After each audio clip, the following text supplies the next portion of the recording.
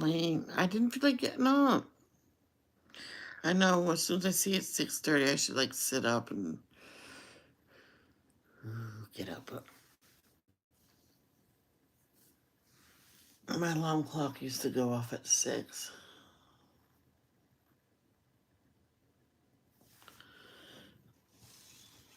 Even though tomorrow's a meeting, I might sleep in a little bit. Just all I have to do is have all my stuff ready. That's all I have to do. I have all my stuff ready to get dressed, which is, it's on the left of my bed. I'm going to move my machine closer. I don't know how it got so far away from my bed because it used to reach all the way to the window. So if I move it closer, so not much. It's like that much away. That's enough then.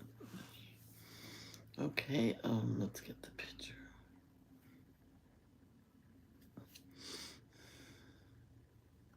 Now, when we do the review and we're listening to the chapters being played, you can get it like something to color or something. I probably will. As long as I don't have to use my pencil sharpener. Sorry, I know. Touching my nose is not good.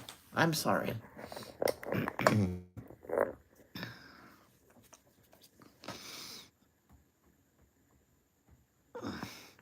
Our Father, which art in heaven, hallowed be thy name. Thy kingdom come, thy will be done in earth as it is in heaven. Give us this day our daily bread, and forgive us our trespasses, as we forgive them that trespass against us. And lead us not into temptation, but deliver us from evil. For thine is the kingdom, the power, and the glory, forever and ever. Amen. Thank you, Lord, for another beautiful day on your beautiful earth. And thank you for allowing us to wake up today. And thank you for what you did for us in the past, present, and what you will do for us in the future. Jehovah, please help Tate, Cindy Lee, King Charles, Chad Griffith, Joe Biden, Michael Bolton, Rick Flair. They all have cancer, different stages, different kinds. Please give them physical, mental strength to get through it, and please cure them. Continue to help Celine Dion, who has stiff person syndrome. Please heal her from the seizures and a lot of pain. Please heal Sarah and Jess. They have severe migraines, and Jess has several autoimmune disorders, including an eye condition and POTS. Please cure them, and please continue to help Jess's mama, and bless both sides of the family.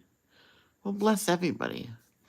Jenny, Tiffany, Robin, Miss Diane and daughters, Arnie, Vicky's family, Carol and the mom, and family.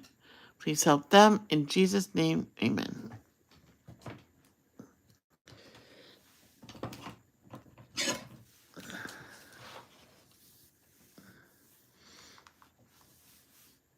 Okay. Because I was going to do this page. I can work on leaves. I don't think that's not appropriate. It's just a kitty cat. So I'll work on some leaves or something. Actually, I was going to work on the wood. But everybody knows how I do leaves. I can, like, work on the leaves right now and do the wood on there. I think I might get the Amazon basic pencils out and use those. I haven't used those in a while. I gotta like. It's probably people that don't follow Jehovah. Just, well, listen, you might, it might intrigue you. Ugh, sorry, I gotta wake up a little bit. We'll just pause.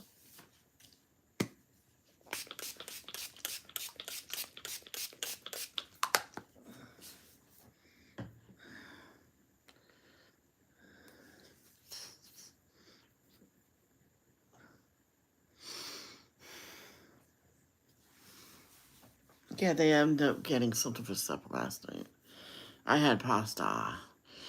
And would you believe all that pasta I ate, a plate full, and I was not full? My dad explained it to me. Well, if there's no protein in there, no veggies, you probably won't get full. So, it's garlic with butter. Kristen did it. Um, I was cooking the noodles. I was gonna mix the garlic with the pasta and the butter and cook it in it for a minute. But she said no. She did it her way. But hey, it was good. Oh, I know what I could have done. Get some the garlic cloves and put it in with the pasta. And the flavor will go through the pasta. Oh, I'm doing that next time. Daily text, July 26, 2025, Saturday. Become imitators of God as beloved children. Ephesians chapter 5, verse 1 says, therefore, become imitators of God as beloved children. Today we can please Jehovah by speaking about him with warmth, gratitude, and love. When we are in the ministry, we keep in mind that our main objective is to draw people to Jehovah, to help them to see our beloved Father as we do. James chapter 4 verse 8 reads, draw close to God and he will draw close to you. Cleanse your hands, you sinners, and purify your heart, you indecisive ones. Back to article. We are delighted to show people how the Bible describes Jehovah, revealing his love, justice, wisdom, power, and other appealing qualities. We also praise Jehovah and please him by striving to imitate him. When we do so, we stand out in the wicked world. People may notice that we are different and may wonder why. You know, Matthew chapter 5, verse 14 through 16 reads, you are the light of the world. A city cannot be hid when located on a mountain. People light a lamp and set it, not under a basket, but on a lampstand, and it shines on all those in the house. Likewise, let your light shine before men. Oh, jeez, sorry. So that they may see your fine works and give glory to your Father who is in the heavens. Back to the article. I swiped left. I swiped right and it went to yesterday's. As we interact with them in our day-to-day life, we may be able to explain why we act as we do. As a result, sincere ones feel drawn to our God. When we praise Jehovah in these ways, we bring delight to his heart. 1 Timothy chapter 2, verses 3 and 4 reads, this is fine and acceptable in the sight of our Savior God, whose will is that all sorts of people should be saved and come to an accurate knowledge of truth.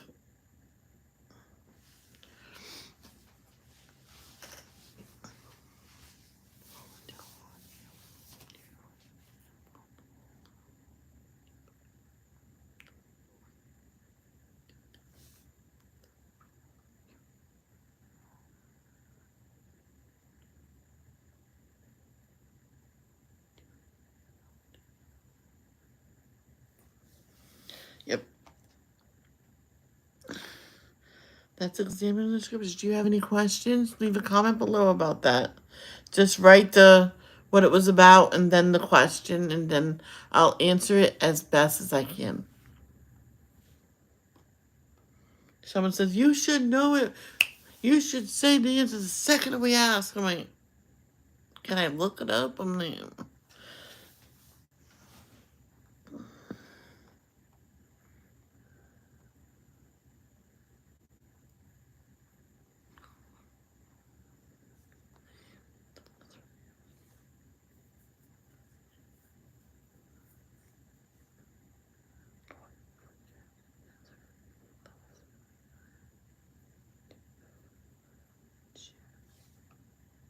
So, 26.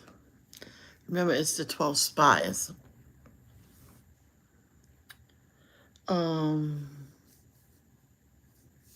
So, Jehovah told Moses to send 12 men, one from each tribe, to spy out Canaan, the land that he was going to give to the Israelites. So Moses chose 12 men and said to them, "Go to Canaan and find out if the land is good for growing food. See whether the people are weak or strong, and whether they live in tents or in cities." So the 12 spies, including Joshua and Caleb, left for Canaan.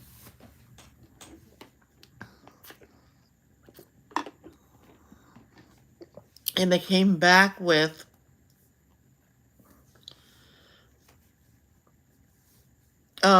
figs, pomegranates, and grapes. And they also said that they were strong. The cities have high walls.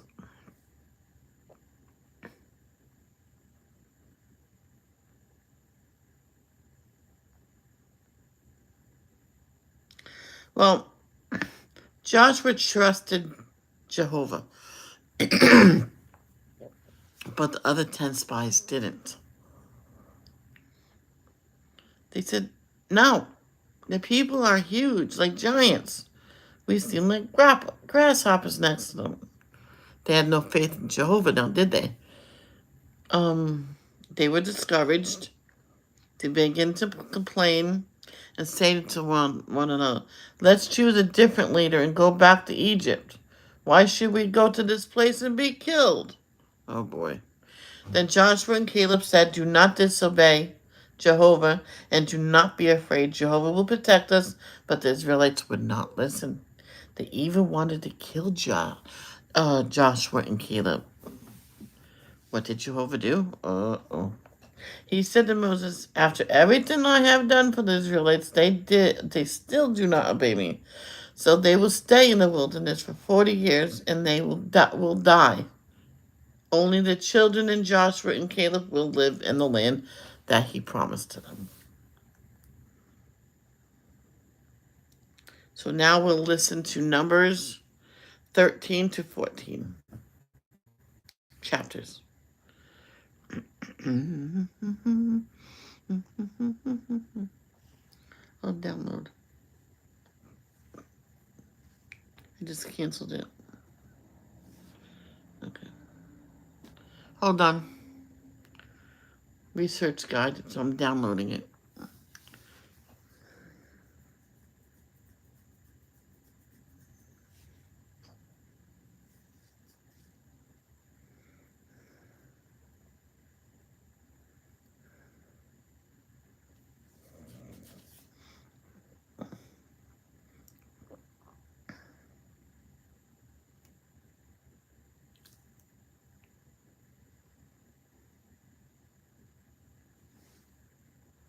Here we go.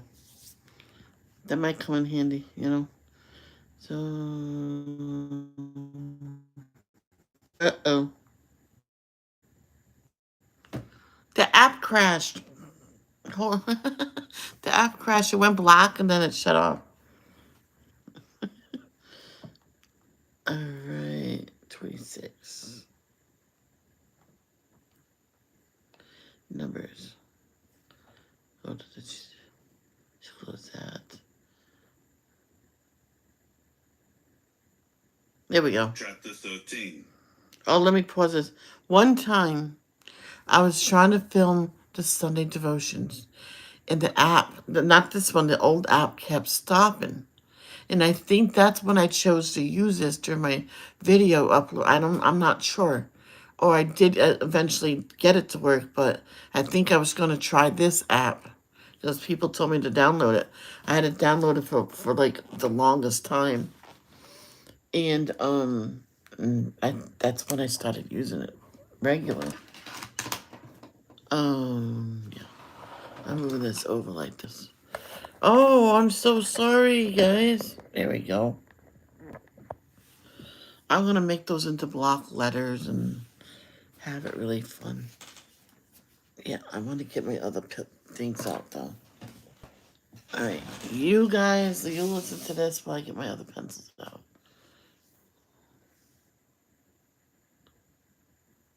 Chapter 13. Jehovah now spoke to Moses, saying, "Send out men to spy out the land of Canaan, which I am giving to the Israelites. You are to send out one man from each ancestral tribe, each one a chieftain among them." So Moses sent them out from the wilderness of Paran at the order of Jehovah. All the men were heads of the Israelites. These are their names. Of the tribe of Reuben, Shemua, the son of Zaccur. Of the tribe of Simeon, Shaphat, the son of Hori. Of the tribe of Judah, Caleb, the son of Jephunneh. Of the tribe of Issachar, Igal, the son of Joseph. Of the tribe of Ephraim, Hoshea, the son of Nun. Of the tribe of Benjamin, Paltai, the son of Raphu. Of the tribe of Zebulun, Gadiel, the son of Sodai. Of the tribe of Joseph, for the tribe of Manasseh, Gadai, the son of Susai. Of the tribe of Dan, Amiel, the son of Gamali. Of the tribe of Asher, Sether, the son of Michael. Of the tribe of Naphtali, Nabai, the son of Vapsai. Of the tribe of Gad, Guel, the son of Machi. These are the names of the men whom Moses sent to spy out the land. And Moses gave the name Joshua to Hoshea, the son of Nun.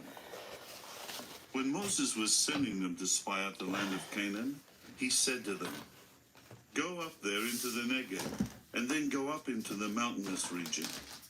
You must see what kind of land it is, and whether the people who are dwelling in it are strong or weak, few or many, and whether the land is good or bad, and whether the cities they are dwelling in are encampments or fortifications. What do you need? And find out whether the land is rich or poor, and whether there are trees in it or not. You must be courageous and take some of the fruitage of the land." Now it was the season of the first ripe grapes. So they went up and spied out the land from the wilderness of Zin to Rehob, near Lebo Hamath. When they went up into the Negev, they came to Hebron, where Ahiman, Shishai, and Talmai, the Anakim, were living. Incidentally, Hebron had been built 7 years before Zoan of Egypt. When they came to the valley of Eshcol, there they cut down a branch with one cluster of grapes, which 2 of the men had to carry on a bar, as well as some of the pomegranates and figs. They called that place the valley of Eshcol, because of the cluster that the Israelites cut down from there. At the end of 40 days, they returned from spying out the land. So they came back to Moses and Aaron and all the assembly of the Israelites in the wilderness of Paran at Kadesh. They brought back a report to all the assembly and showed them the fruitage of the land. This is what they reported to Moses. "We entered the land into which you sent us, and it is indeed flowing with milk and honey, and this is its fruitage. Nevertheless, the people who dwell in the land are strong, and the fortified cities are very great. We also saw the Anakim there.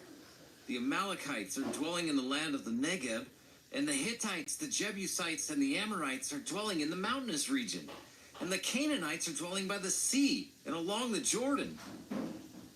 Then Caleb tried to calm the people as they stood before Moses by saying, "Let us go up immediately, and we are sure to take possession of it, because we can surely conquer it." But the men who went up with him said, "We are not able to go up against the people, because they are stronger than we are." and they kept on giving the Israelites a bad report about the land that they had spied out, saying, "The land that we passed through to spy out is a land that devours its inhabitants, and all the people whom we..." Sorry for the background noise. Excuse me. "Saw in it are men of extraordinary size. And there we saw the Nephilim, the sons of Anak, who are from the Nephilim.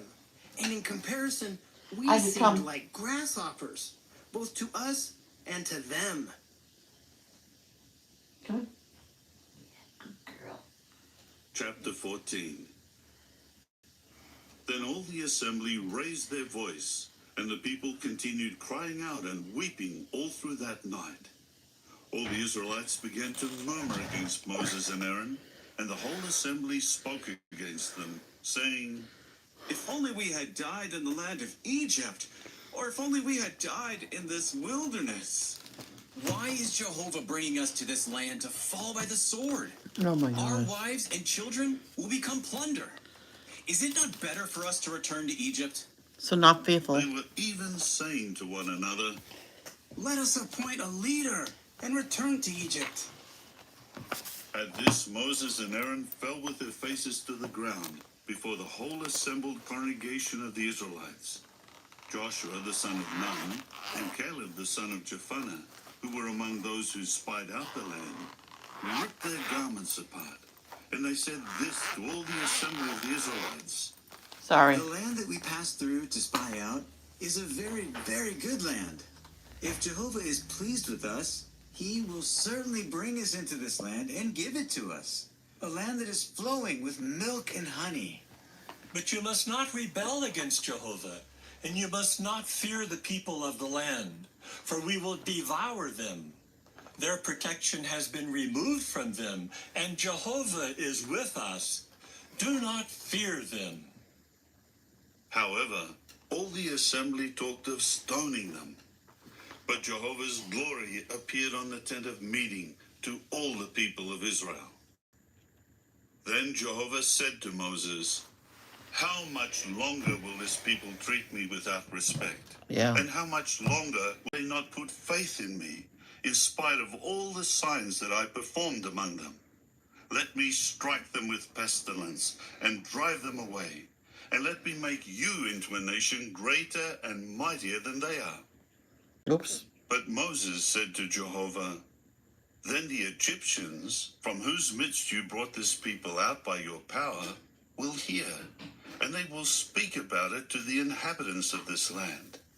These also have heard that you, Jehovah, are among this people, and have appeared to them face to face. You are Jehovah, and your cloud is standing over them, and you are going before them in the pillar of cloud by day, and in the pillar of fire by night. If you put this people to death all at once, the nations who have heard of your fame would say this, Jehovah was not able to bring this people into the land he swore to give them, so he slaughtered them in the wilderness. Please now, Jehovah, let your power be great, as you promised when you said, Jehovah, slow to anger and abundant in loyal love, pardoning error and transgression, but he will by no means leave the guilty unpunished, bringing punishment for the error of fathers upon sons, upon the third generation, and upon the fourth generation. Forgive, please, the error of this people, according to your great loyal love, just as you have pardoned this people from Egypt until now. Then Jehovah said, I forgive them according to your word. But on the other hand, as surely as I live, all the earth will be filled with the glory of Jehovah. However, not one of the men who have seen my glory and my signs that I performed in Egypt and in the wilderness, and yet have kept testing me these 10 times, and have not listened to my voice, will ever see the land about which I swore to their fathers. No, not one of those treating me without respect will see it.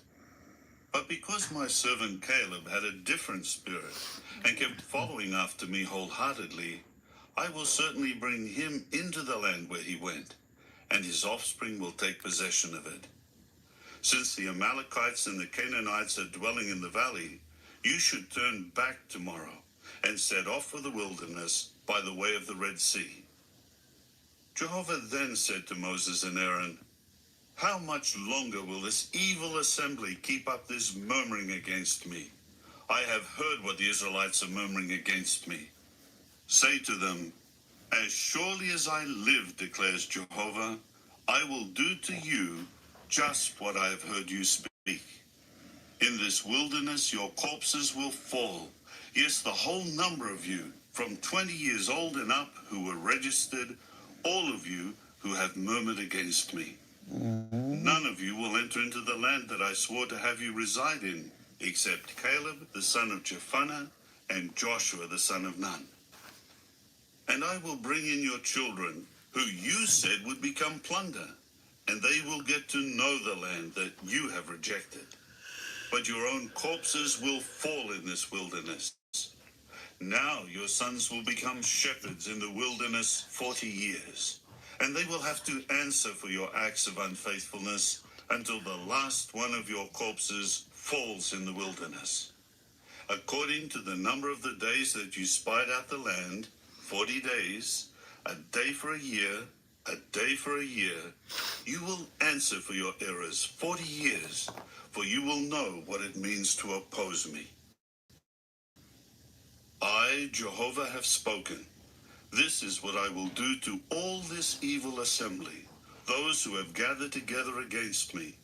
In this wilderness they will come to their end, and here they will die. The men whom Moses sent to spy out the land, and who caused the whole assembly to murmur against him when they returned with a bad report about the land, yes, the men who brought back the bad report about the land will be struck down and die before Jehovah.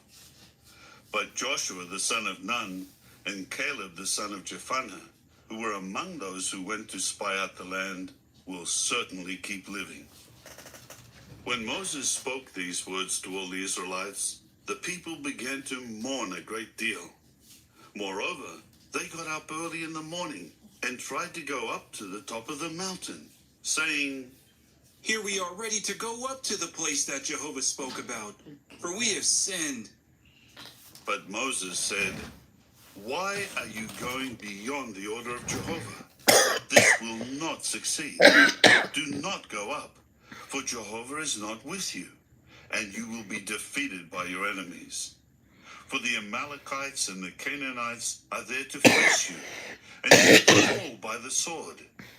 Because you turned away from following Jehovah, Jehovah will... Sorry guys, I started choking on my saliva. I'm okay. Oh, I'll rewind it. Oh, I'm going to rewind it a little bit. Because you turn away from following Jehovah, Jehovah will not be with you. However, they presumptuously went toward the top of the mountain, but the ark of Jehovah's covenant and Moses did not move away from the middle of the camp. Then the Amalekites and the Canaanites who were dwelling in that mountain came down and struck them, scattering them as far as Hormah.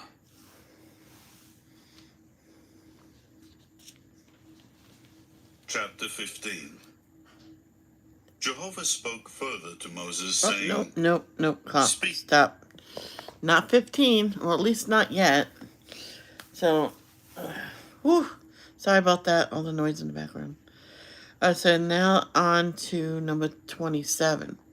They rebelled against Jehovah.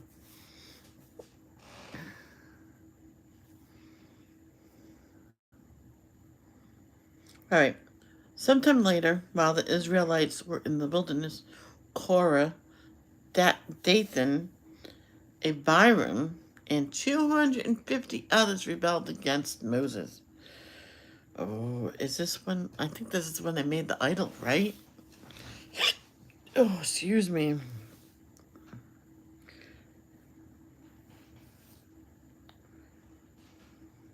And they said to Moses, we have had enough of you. Why should you be our leader and Aaron be the high priest? Jehovah is with us all, not just you and Aaron, he said. Jehovah was not... Sorry. Jehovah was not pleased. He viewed it as a rebellion against him, and it was.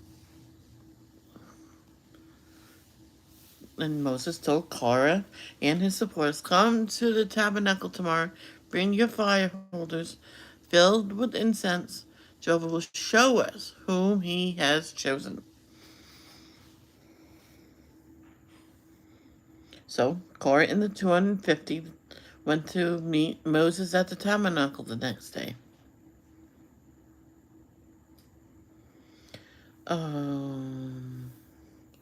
They burned the incense as if they were priests. Jehovah, Moses, and Aaron, separate yourselves from Korah and his men, because they were wicked. Whoa, sorry. Although Korah had gone to Moses at the tabernacle, Dathan, Abiram, and their families had refused to go. Jehovah told the Israelites to get away from the tents of Korah, Dathan, and Abiram. Immediately, the Israelites moved away. Dathan, Abiram, and their families stood outside the tent. Suddenly, the ground split apart and swallowed them up. Chomp, chomp, chomp.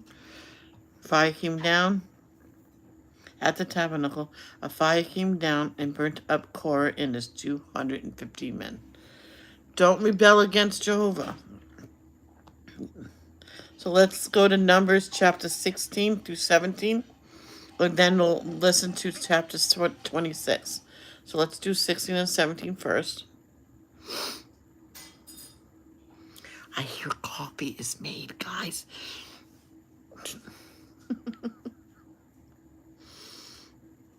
There we go. Chapter 16.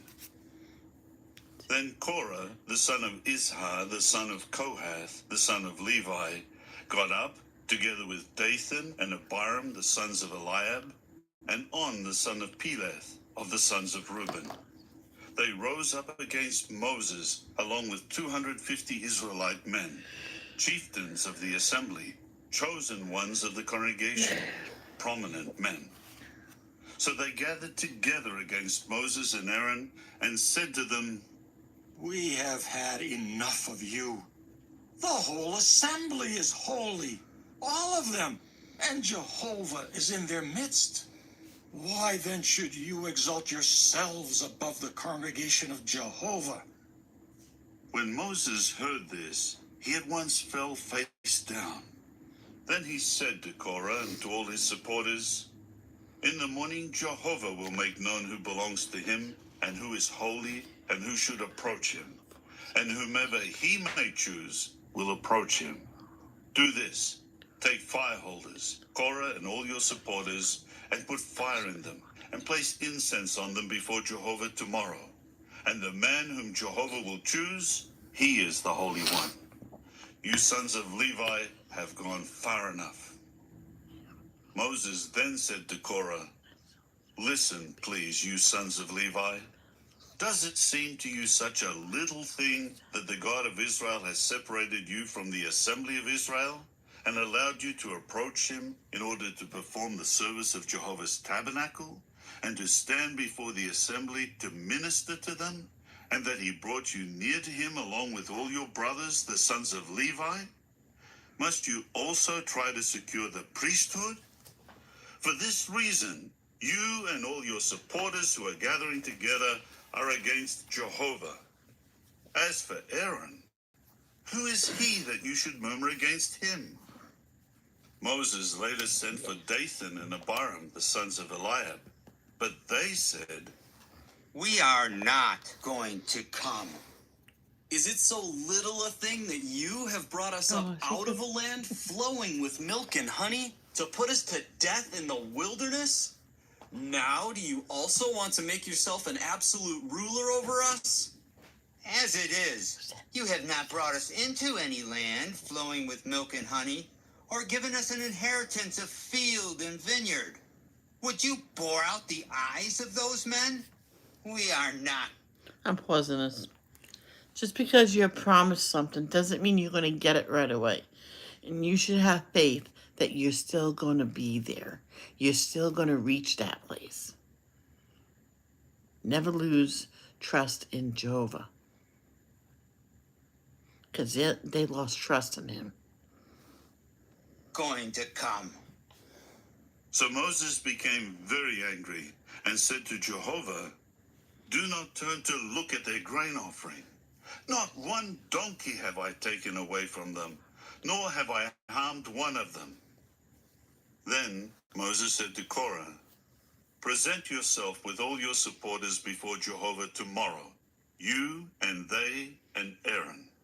Each one should take his fire holder and put incense on it, and each will present his fire holder before Jehovah, 250 fire holders, together with you and Aaron, each with his fire holder." So each of them took his fire holder, and they put fire and incense on them, and stood at the entrance of the tent of meeting, together with Moses and Aaron. When Korah had gathered his supporters against them at the entrance of the tent of meeting, Jehovah's glory appeared to all the assembly. Jehovah now told Moses and Aaron, "Separate yourselves from among this group, so that I may exterminate them in an instant." Oh. At this, they fell with their faces to the ground and said, "O God, the God of the spirit of all people, will one man's sin cause you to become indignant against the entire assembly?" Jehovah then said to Moses, "Speak to the Is that what they assembly said to him? and tell them, 'Get away from around the tents of Korah, Dathan, and Abiram.'" Then Moses got up and went to Dathan and Abiram, and the elders of Israel went with him. He told the assembly, "Move away, please, from the tents of these wicked men, and do not touch anything that belongs to them, so that you may not be swept away in all their sin." They immediately moved away from the tents of Korah, Dathan, and Abiram, from every side, and Dathan and Abiram came out, taking their stand at the entrance of their tents, together with their wives, their sons, and their little children. Then Moses said, "By this you will know that Jehovah has sent me to do all these things, that it is not of my own heart. If these people die a natural death, as all men do, and if their punishment is the same as that of all mankind, then Jehovah has not sent me. But if Jehovah does something extraordinary with them, and the ground opens and swallows them and everything that belongs to them, and they go down alive into the grave, you will certainly know that these men have treated Jehovah disrespectfully." As soon as he finished speaking all these words, the ground beneath them split apart, and the earth opened and swallowed them up, along with their households and everyone who belonged to Korah and all their goods. Oh, wow. So they and all who belonged to them went down alive into the grave, and the earth covered them over, so that they perished from the midst of the congregation. All the Israelites who were around them fled at their screaming, for they said, "We are afraid that the earth may swallow us up." Then a fire came out from Jehovah and consumed the 250 men offering the incense.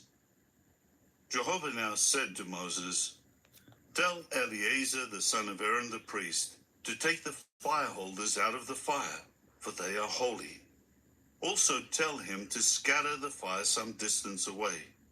The fire holders of the men who sinned at the cost of their lives should be made into thin metal plates to overlay the altar, because they presented them before Jehovah, and they became holy. They should serve as a sign to the Israelites." So Eleazar the priest took the copper fire holders that had been presented by those who were burned up, and beat them to overlay the altar, just as Jehovah had told him through Moses. It was a reminder for the Israelites that no unauthorized person who is not of the offspring of Aaron should approach to burn incense before Jehovah, and that no one should become like Korah and his supporters. Right.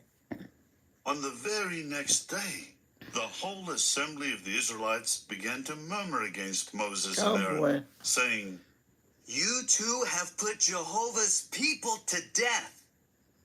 When the assembly had gathered together against Moses and Aaron, they then turned toward the tent of meeting, and look, the cloud covered it, and Jehovah's glory began to appear. Moses and Aaron went before the tent of meeting, and Jehovah said to Moses, "You men, remove yourselves from among this assembly, so that I may exterminate them in an instant." At this, they fell with their faces to the ground. Moses then said to Aaron, "Take the fire holder and put fire from the altar in it and put incense on it and go quickly to the assembly and make atonement for them, because indignation has gone out from Jehovah. The plague has started." Aaron at once took it, just as Moses had said, and ran into the midst of the congregation. And look, the plague had started among the people. So he put the incense on the fire holder and began making atonement for the people. He kept standing between the dead and the living, and the scourge eventually stopped. Those who died from the scourge amounted to 14,700, besides those dead on account of Korah. When at last Aaron returned to Moses at the entrance of the tent of meeting, the scourge had been stopped. Wow. Chapter 17. Yep. Jehovah now said to Moses, "Speak to the Israelites, and take from them 1 rod for each paternal house, from the chieftains of each paternal house, 12 rods in all. Write the name of each one on his rod. You should write Aaron's name on Levi's rod, because there is 1 rod for the head of each paternal house. Deposit the rods in the tent of meeting before the testimony, where I regularly present myself to you. And the rod of the man whom I choose will bud, and I will put a stop to the murmuring of the Israelites against me, which they are also murmuring against you." So Moses spoke to the Israelites, and all their chieftains gave him rods, a rod for each chieftain of a paternal house, 12 rods, and Aaron's rod was among their rods. Then Moses deposited the rods before Jehovah in the tent of the testimony. On the next day, when Moses went into the tent of the testimony, look, Aaron's rod for the house of Levi had budded and was bringing forth buds and blossoming flowers and bearing ripe almonds. Moses then brought out all the rods from before Jehovah to all the people of Israel. They looked at them, and each man took his own rod. Jehovah then said to Moses, "Put Aaron's rod back before the test as something to be kept for a sign of sons of rebelliousness, so that their murmurings against me may cease, and so that they may not die." Moses immediately did just as Jehovah had commanded him. He did just so. The Israelites then said to Moses, Now we will die. We will surely perish. We are all going to perish. Anyone who even comes close to Jehovah's tabernacle will die. Must we end up dying that way? Yeah. So now we're going to go listen to chapter 26. Well, not listen, I'm going to read it. Chapter 26. Oh, this is still Numbers. Chapter 26, verses 9 through 11. And the sons of Eliab were Nemuel, Dathan, and Abiram. This Dathan and Abiram, were chosen ones of the assembly who fought against Moses and Aaron along with Korah's group when they fought against Jehovah. Then the earth opened up, swallowed them up. As for Korah, he died with the supporters when the fire consumed 250 men. And they became a warning example. However, the sons of Korah did not die.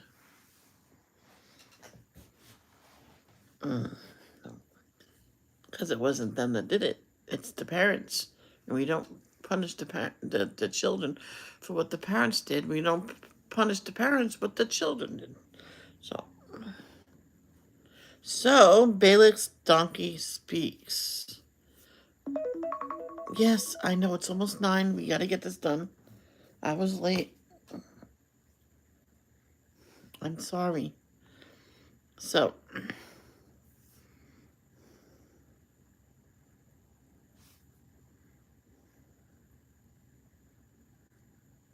okay. The Israelites had been in the wilderness for almost 40 years. They had conquered many strong cities. Now, as they camped on the plains of Moab, east of the Jordan River, it was time for them to enter the promised land. Balak, the king of Moab, was scared that he was going to lose his land to them. So he invited a man named Balak to come to Moab and curse the Israelites. But on the but Jehovah told him, you must not curse them. And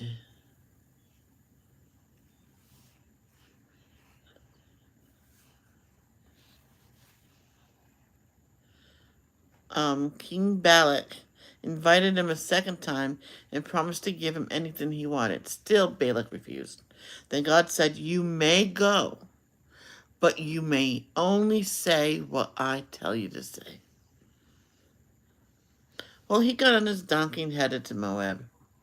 But 3 times that donkey avoided something in the road, and that was an angel. First he went into a field, then he went against a wall and pinned his foot against the wall, and then he just lay down in the middle of the road. And Balak beat the donkey with a rod, and then Jehovah gave the ability to speak to the donkey, and he says, "Why do you beat me? Haven't you rode on me for years and stuff? Why would you do that? You know?" Hold on. And yeah, he said, "Have I ever treated you this way before?" Then Jehovah let Balak see the angel. The angel said, "Jehovah warned you not to curse Israel." Balak said, "I did wrong. I will go home." But the angel said, "You can go to Moab, but you may say only what Jehovah tells you to say."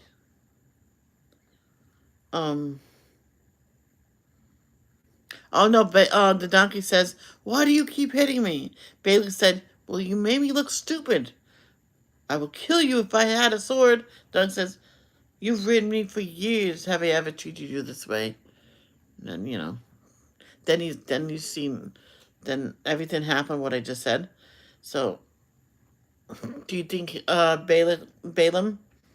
I thought it was Balak. It was weird. Balaam, do you think Balaam learned the lesson? No. After that, Balaam tried to curse Israel 3 times, but each time Jehovah made him bless instead. Okay, let's listen to Numbers 22 through 24. Let's read verse 31. No, chapter 31 verse 8 first. It's just really quick. Along with the others slain, they killed the kings of Midian named Evi or Rechem, Zur, Hur, and Reba. Not Reba. Oh, Reba. I think it's Reba. The 5 kings of Midian. They also killed Balaam, the son of Beor, with the sword. Oh, poor Balaam. Maybe he should have went home.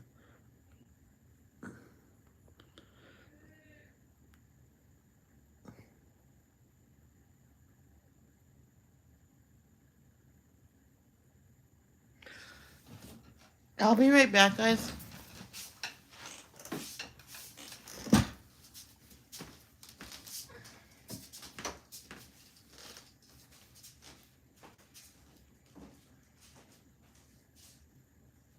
Are you okay? Okay. Just double checking. Okay.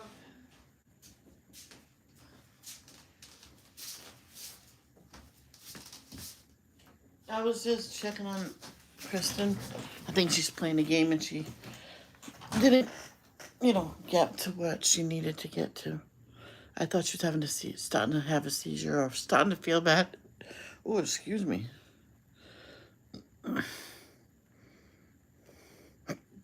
Chapter 20. Oops, I just exited out. Chapter 22. Then the Israelites departed and camped on the desert plains of Moab, across the Jordan from Jericho. Now Balak, the son of Zippor, saw all that Israel had done to the Amorites, and Moab became very frightened of the people, because they were so many. Indeed, Moab felt sick with fear because of the Israelites. So Moab said to the elders of Midian, "Now this congregation will devour all our surroundings, just as a bull devours the grass in the field." Balak, the son of Zippor, was king of Moab at that time. He sent messengers to Balaam, the son of Beor, at Pethor, which is by the river in his native land. He summoned him, saying, "Look, our people has come out of Egypt.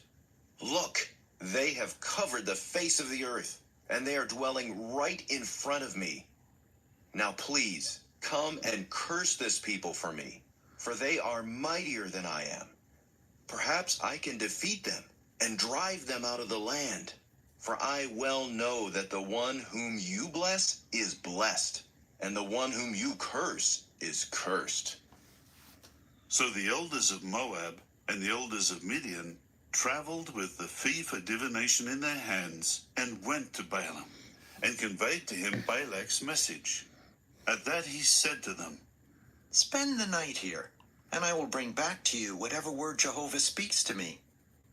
So the princes of Moab stayed with Balaam. Then God came to Balaam and said, "Who are these men with you?" Balaam said to the true God, "Balak, the son of Zippor, the king of Moab, has sent me a message, saying, 'Look, the people who are coming out of Egypt are covering the face of the earth. Now come and put a curse on them for me. Perhaps I may be able to fight against them and drive them out.' But God said to Balaam, "You must not go with them. You must not curse the people, for they are blessed." Balaam got up in the morning and said to the princes of Balak, Go to your land, for Jehovah has refused to let me go with you." So the princes of Moab departed and returned to Balak and said, "Balaam has refused to come with us." However, Balak again sent princes, more numerous and more distinguished than the first group. They came to Balaam and said to him, "This is what Balak, the son of Zippor, has said. Please do not let anything hinder you from coming to me, for I will honor you greatly, and I will do anything you tell me to do. So come, please, and curse this people for me." But Balaam answered the servants of Balak, "If Balak were to give me his own house full of silver and gold, I could not do anything beyond the order of Jehovah my God, whether small or great. But please stay here tonight also, so that I may learn what else Jehovah will tell me." Then God came to Balaam by night and said to him, "If these men have come to summon you, go along with them. But you may speak only the words that I tell you to say." So Balaam got up in the morning and saddled his donkey and went with the princes of Moab. But God's anger blazed because he was going, and Jehovah's angel stationed himself in the road to resist him. Now Balaam was riding on his donkey, and two of his attendants were with him. And when the donkey saw Jehovah's angel standing in the road with a drawn sword in his hand, it tried to turn off the road into the field.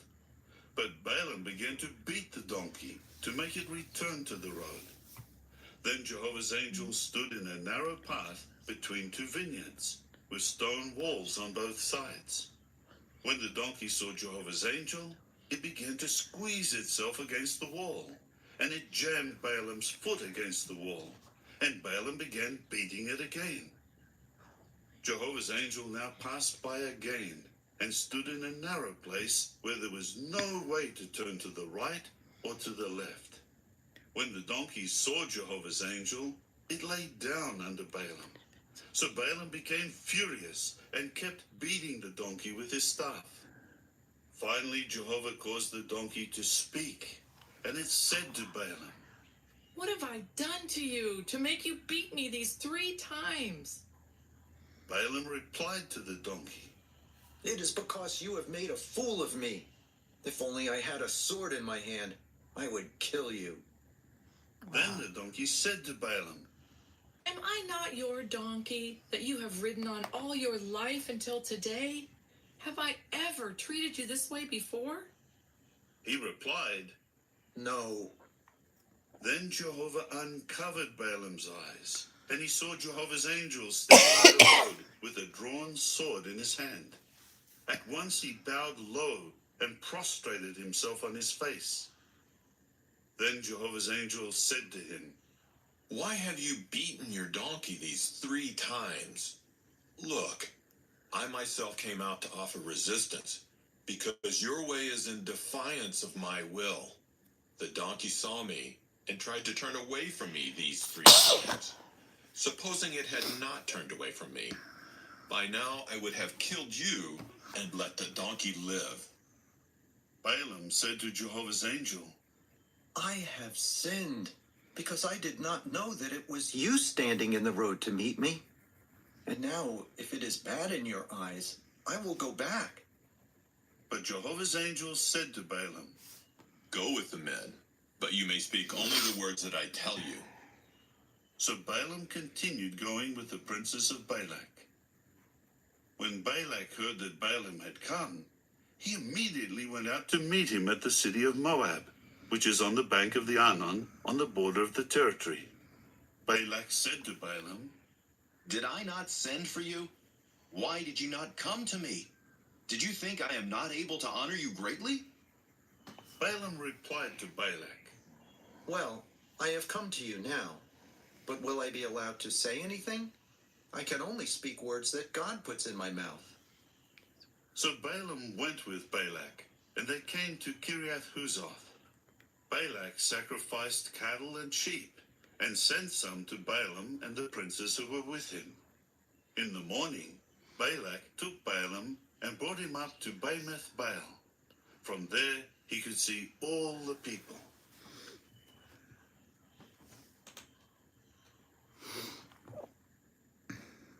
Chapter 23.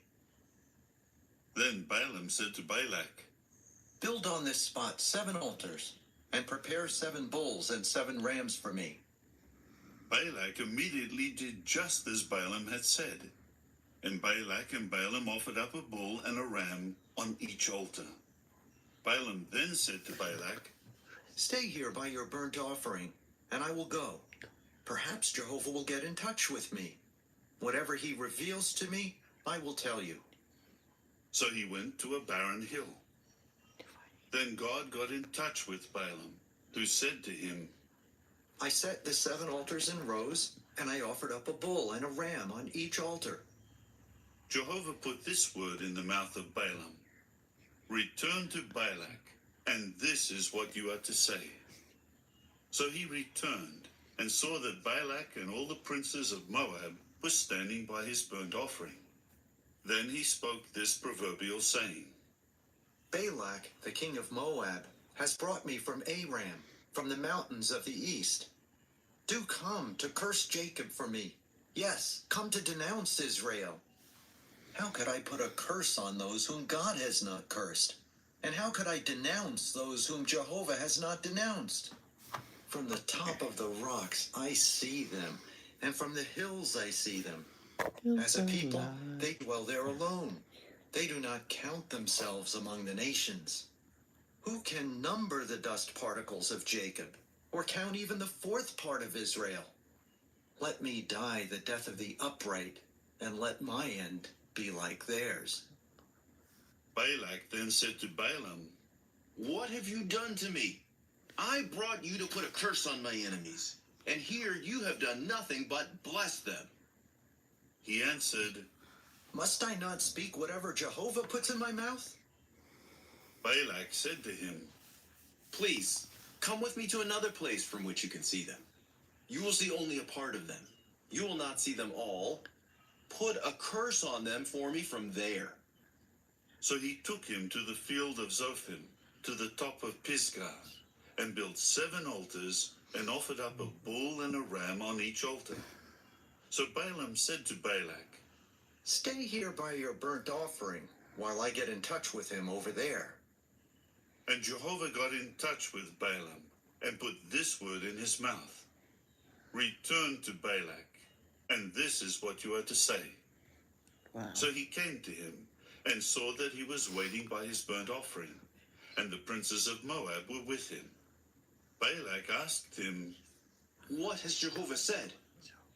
Then he spoke this proverbial saying, Get up, Balak, and listen. Hear me, O son of Zippor. God is not a mere man who tells lies, nor a son of man who changes his mind. When he says something, will he not do it? When he speaks, will he not carry it out? Look, I have been taken to bless. Now he has blessed, and I cannot reverse it. He does not tolerate any magical power against Jacob, and he does not allow any trouble against Israel. Jehovah his God is with them, and he is loudly hailed as king among them. God is bringing them out of Egypt. He is like the horns of a wild bull for them. For there are no omens of doom against Jacob, nor any divination against Israel. At this time it may be said about Jacob and Israel, Look at what God has done. Here is a people who will rise up like a lion, and like the lion, it will raise itself up. It will not lie down until it eats prey and drinks the blood of the slain ones. Balak then said to Balaam, If on the one hand you cannot put any curse on him, then on the other hand you should not bless him either. Balaam answered Balak, Did I not say to you, I will do all that Jehovah says? Balak said to Balaam, Please, come and let me take you to yet another place. Perhaps it will be right in the eyes of the true God for you to put a curse on him for me from there. So Balak took Balaam to the top of Peor, which looks toward Jeshimon. Then Balaam said to Balak, Build 7 altars on this spot, and prepare 7 bulls and 7 rams for me. So Balak did just as Balaam had said, and he offered up a bull and a ram on each altar. Wow. Chapter 24. Wow. When Balaam saw that it pleased Jehovah to bless Israel, he did not go away again to search for omens of doom, but he turned his face to the wilderness. When Balaam raised his eyes and saw Israel encamped by his tribes, then the Spirit of God came upon him. He then spoke this proverbial saying, The saying of Balaam, the son of Beor, and the saying of a man whose eyes have been opened, the saying of the one hearing the word of God, who saw a vision of the Almighty, who has bowed down with his eyes uncovered. How beautiful are your tents, O Jacob, your tabernacles, O Israel. Like the valleys, they have extended a long way, like gardens by the river, like aloes that Jehovah has planted, like cedars by the waters. Water keeps trickling from his 2 leather buckets, and his seed is sown by many waters. His king also will be greater than Agag, and his kingdom will be exalted. God is bringing him out of Egypt. He is like the horns of a wild bull for them. He will consume the nations, his oppressors, and their bones he will gnaw, and he will shatter them with his arrows. He has crouched down. He has lain down like the lion, and like a lion, who dares rouse him? Those blessing you are blessed, and those cursing you are cursed. Then Balak became furious with Balaam. Balak scornfully clapped his hands together and said to Balaam, It was to put a curse on my enemies that I called you, but now you have done nothing but bless them, these 3 times. Now go home immediately. I intended to honor you greatly, but look, Jehovah has deprived you of honor. Balaam replied to Balak, Did I not say to the messengers you sent, if Balak were to give me his house full of silver and gold, I could not of my own will do anything beyond the order of Jehovah, whether good or bad. I will only speak what Jehovah will tell me. And now I am going away to my people. Come, and let me advise you what this people will do to your people in the future. So he spoke this proverbial saying, The saying of Balaam, the son of Beor, and the saying of a man whose eyes have been opened, the saying of the one hearing the word of God, and the one having the knowledge of the Most High. A vision of the Almighty he saw, while bowing down with his eyes uncovered. I will see him, but not now. I will behold him, but not soon. A star will come out of Jacob, and a scepter will rise out of Israel. And he will certainly break apart the forehead of Moab, and the skull of all the sons of tumult. And Edom will become a possession, yes, Seir, the possession of his enemies, while Israel is displaying his courage. And out of Jacob one will be subduing, and he will destroy any survivor from the city. When he saw Amalek, he continued his proverbial saying, Amalek was the first of the nations, but in the end he will perish. When he saw the Kenites, he continued his proverbial saying, Secure is your dwelling, and set on the crag is your abode. But someone will burn Cain down. How long before Assyria carries you away captive? And he continued his proverbial saying, Woe! Who will survive when God does this? Ships will come from the coast of Kittim, and they will afflict Assyria, and they will afflict Eber. But he too will utterly perish. Then Balaam got up and went, and returned to his place. Balak also went his own way. Is this the last one? Chapter 25. When No, Israel no, was no, no, dwelling stop, hold. Oh, were we supposed to read everything? Oh, yeah, okay. Okay, so now let's go to Balak. Balak, whatever. That is it. Yeah, that's it. If you're wondering how much I colored, I got 2.5 leaves done. No, not even done. So that's how much I was paying more attention to the reading. You know what happens if I just sit back and listen? I fall asleep. So that's all I did. Of course, I took the dog out to go potty and stuff for Kristen. So I will see you soon. About 45 minutes. I'm going to go get coffee. Get breakfast because they got me more of my num-nums. And I will see you later. Love, don't judge. Until next time, my jelly beans.